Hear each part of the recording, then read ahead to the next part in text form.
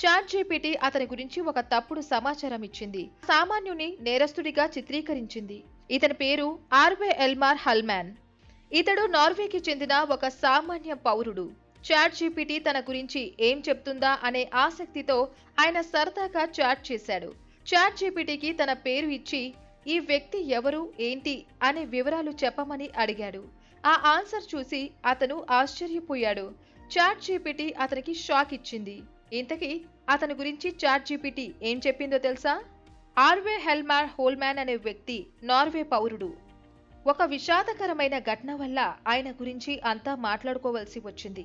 ఆయనకి 3 పిల్లలు. వాళ్ళ వయసులు 1 ఏడాది, 7 ఏళ్లు, 10 ఏళ్లు. వీరిలో 2 పిల్లలు 2020 డిసెంబర్లో చనిపోయారు. నార్వేలోని ట్రాండ్హిమ్లో ఈయన ఇంటికి దగ్గరలోని ఒక కొలనులో మృతి చెంది కనిపించారు.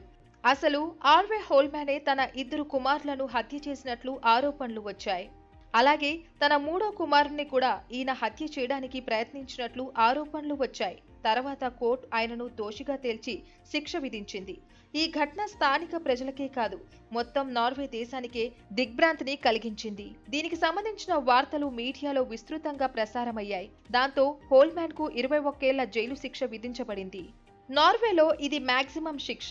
ఈ ఘటన మానసిక ఆరోగ్య సమస్యలు, కుటుంబ సంబంధాల సమస్యల గురించి జనం చర్చించుకునేలా చేసింది. ఇది పాపం చాట్ జీపీటీ అతని గురించి చెప్పిన విషయం. ఈ ఘోరం చూసి అతను షాక్ అయ్యాడు.